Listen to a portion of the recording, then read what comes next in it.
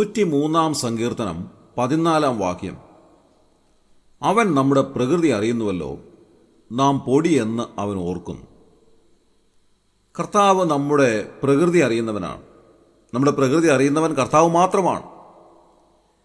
English പരിഭാഷ നാം നോക്കുമ്പോൾ അവിടെ എഴുതിയിരിക്കുന്നത് ഇങ്ങനെയാണ്: he himself knows our frame. നമ്മുടെ ശരീരത്തിൻ്റെ ഘടന അറിയുന്നവൻ അവിടുന്നാണ്. നമ്മെ നോക്കുമ്പോൾ നമ്മുടെ ശരീരത്തിൻ്റെ ഘടനയാണ് അവിടുന്ന് കാണുന്നത്. നമുക്ക് ബാഹ്യമായ കാര്യങ്ങൾ മാത്രമേ കാണുവാൻ സാധിക്കുകയുള്ളൂ. എന്നാൽ ഈ ശരീരത്തിൻ്റെ ഒരു ഘടനയുണ്ട്, ഒരു ഫ്രെയിമുണ്ട്. ഒരുപക്ഷെ നമ്മുടെ ശരീരത്തിൻ്റെ ഈ രൂപം നമുക്ക് സമ്മാനിക്കുന്നത് ഇതിൻ്റെ ഉള്ളിലുള്ളതായ ഒരു അസ്ഥികൂടമാണ്.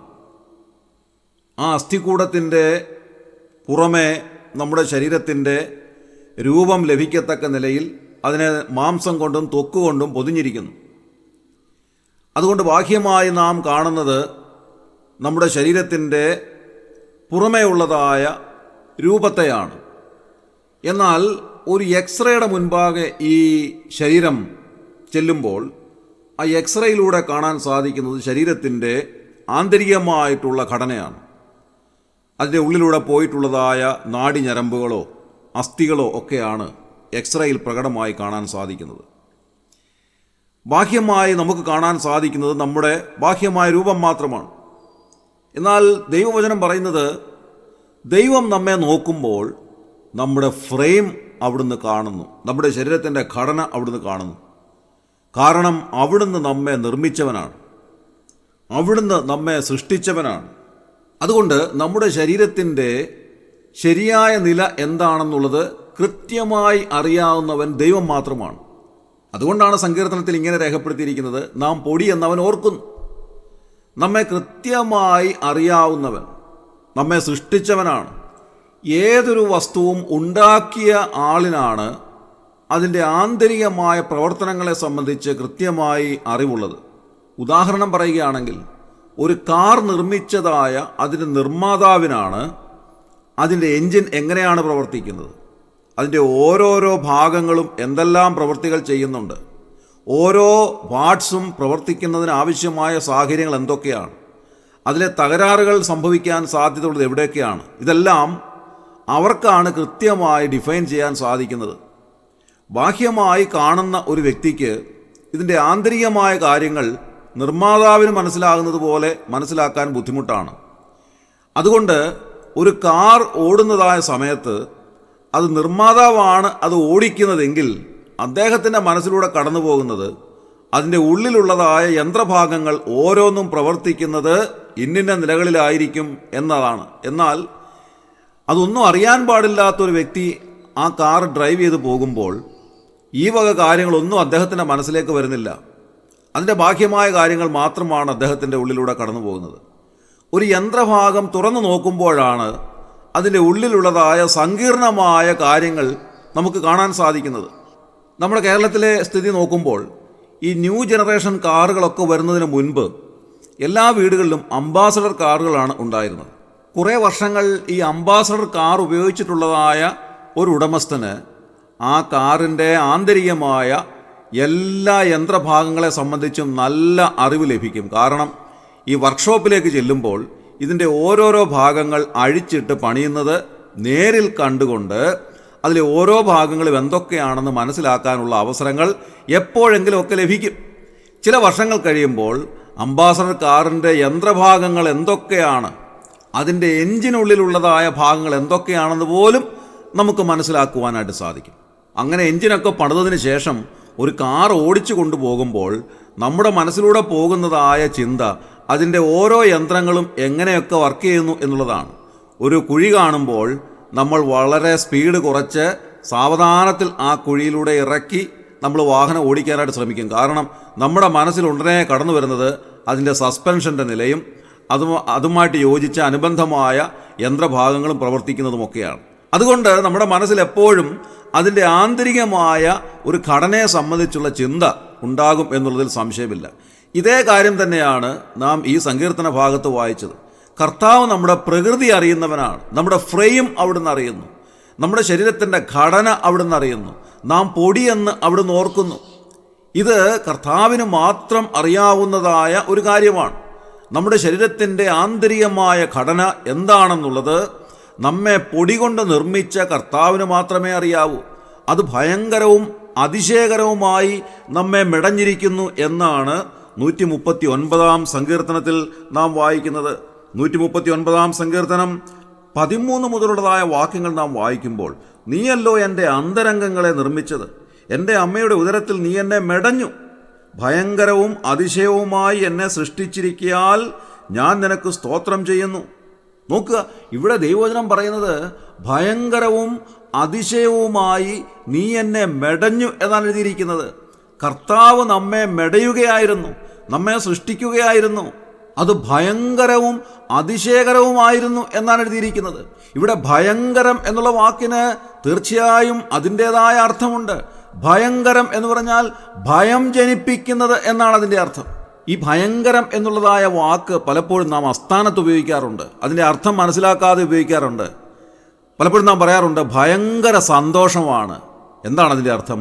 ഭയങ്കര സന്തോഷം എന്ന് പറഞ്ഞാൽ ഭയം ജനിപ്പിക്കത്തക്ക സന്തോഷമാണെന്നാണ്. അങ്ങനെയുള്ളതായ ഒരു സന്തോഷം എന്താണ് പ്രിയമുള്ളവരെ? വാക്കിൻ്റെ അർത്ഥം അറിയാതെ നാം പലപ്പോഴും ഈ വാക്കിനെ ഉപയോഗിക്കാറുണ്ട്. ഭയങ്കരം എന്ന് പറഞ്ഞാൽ ഏറ്റവും അതിശയകരമായി, അത്ഭുതകരമായി, നമുക്ക് മനസ്സിലാക്കാവുന്നതിനപ്പുറമായിട്ടുള്ള ഏറ്റവും സങ്കീർണമായ നിലയിൽ, ഭയം ജനിപ്പിക്കത്തക്ക നിലയിലാണ് വാസ്തവത്തിൽ ദൈവം നമ്മെ സൃഷ്ടിച്ചിരിക്കുന്നത് എന്നുള്ളത് നാം മനസ്സിലാക്കേണ്ടത് ആവശ്യമാണ്. അങ്ങനെ ഭയങ്കരവും അതിശയകരവുമായി കർത്താവ് നമ്മെ സൃഷ്ടിച്ചിരിക്കുന്നു. അതുകൊണ്ട് അതിൻ്റെ ഫ്രെയിം ശരിയായിട്ട് അറിയാവുന്നത് കർത്താവിന് മാത്രമാണ്.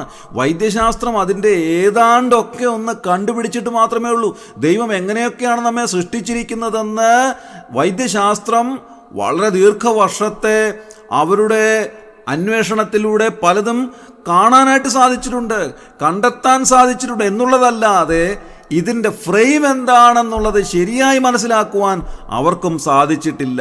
അതുകൊണ്ടാണ് പലപ്പോഴും വിദഗ്ധരായ ഡോക്ടേഴ്സിന് പോലും കൈപ്പിഴവുകൾ ഉണ്ടാകുന്നത്.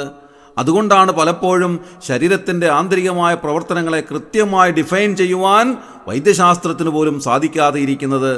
പ്രിയമുള്ളവരെ, ദൈവം നമ്മെ സൃഷ്ടിച്ചവനാണ്. നമ്മുടെ ശരീരത്തെ കൃത്യമായി അറിയാവുന്നവൻ ദൈവമാണ്. അവിടുന്ന് നമ്മുടെ ശരീരത്തിൻ്റെ ഘടന അറിയുന്നവനാണ്. 139 സങ്കീർത്തനം 15 വാക്യത്തിൽ എഴുതിയിരിക്കുന്നത് ഇങ്ങനെയാണ്: ഞാൻ രഹസ്യത്തിൽ ഉണ്ടാക്കപ്പെടുകയും ഭൂമിയുടെ അധോഭാഗങ്ങളിൽ നിർമ്മിക്കപ്പെടുകയും ചെയ്തപ്പോൾ എൻ്റെ അസ്ഥികൂടം നിനക്ക് മറവായിരുന്നില്ല. ഞാൻ പിണ്ഡാകാരമായിരുന്നപ്പോൾ നിന്റെ കണ്ണ് എന്നെ കണ്ടു. നോക്കുക, എത്ര കൃത്യമായി ദൈവാത്മാവ് ഈ കാര്യങ്ങൾ രേഖപ്പെടുത്തിയിട്ടുണ്ട്. നാം സൃഷ്ടിക്കപ്പെട്ടു വന്നതായ അതിൻ്റെ ആരംഭഘട്ടം മുതൽ നമ്മുടെ അസ്ഥിക്കൂടം കണ്ടുകൊണ്ടിരുന്നവൻ കർത്താവ് മാത്രമാണ്. അവിടുന്ന് മാത്രമാണ് നമ്മുടെ പ്രകൃതി അറിഞ്ഞത്. നാം പൊടിയെന്ന് കർത്താവ് ഓർക്കുന്നു. ഇനിയുള്ള കാലത്ത് ആർട്ടിഫിഷ്യൽ ഇൻ്റലിജൻസിൻ്റേതായ ഒരു കാലഘട്ടത്തിലേക്ക് നാം പ്രവേശിക്കുകയാണ്.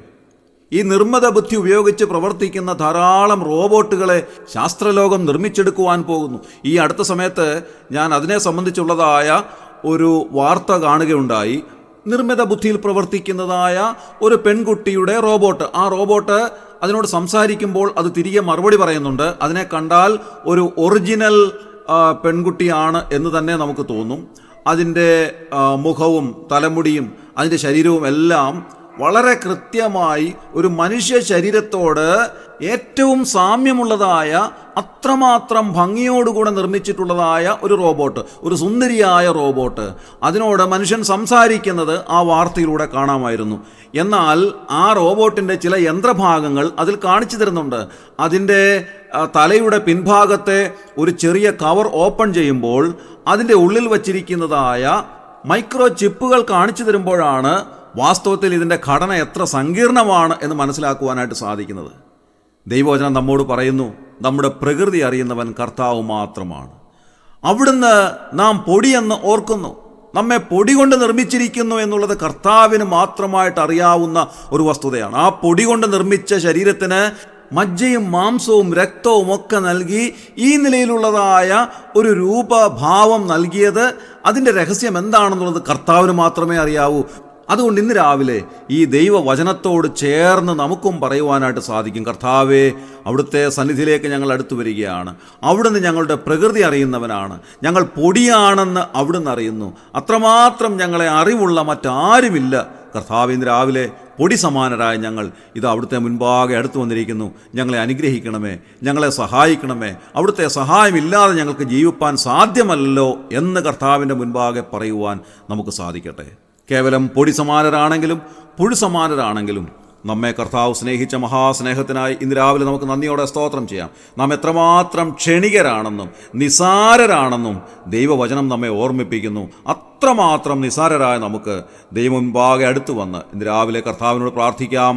കർത്താവ് നമ്മെ അനുഗ്രഹിക്കുകയും സഹായിക്കുകയും ചെയ്യട്ടെ. നമ്മുടെ കണ്ണുകളെ അടയ്ക്കാം, പ്രാർത്ഥിക്കാം. ക്രിസ്തുയേശുവിലൂടെ അതിവാത്സല്യമായി ഞങ്ങളെ സ്നേഹിക്കുന്ന സ്വർഗീയ പിതാവായ നല്ല ദൈവമേ, അവിടുന്ന് സർവ്വത്തിൻ്റെ ഉടമസ്ഥനായ, സർവാധികാരിയായ, സർവത്തെയും സൃഷ്ടിച്ചവനായ ദൈവമാകിയാൽ ഞങ്ങൾ നന്ദിയോടെ സ്തോത്രം ചെയ്യുന്നു.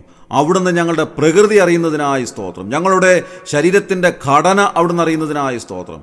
ഞങ്ങൾ പൊടിയെന്ന് അവിടുന്ന് ഓർക്കുന്നു എന്ന് ഞങ്ങൾ വായിക്കുന്നു. കർത്താവേ, അത്രമാത്രം ഞങ്ങളെ അറിയുന്ന മറ്റാരുമില്ല എന്നിന്ന് രാവിലെ ഞങ്ങൾ സമ്മതിക്കുകയാണ്. ഞങ്ങളെ ഇന്ന് രാവിലെ അവിടുത്തെ മുൻപാകെ സമർപ്പിക്കുന്നു.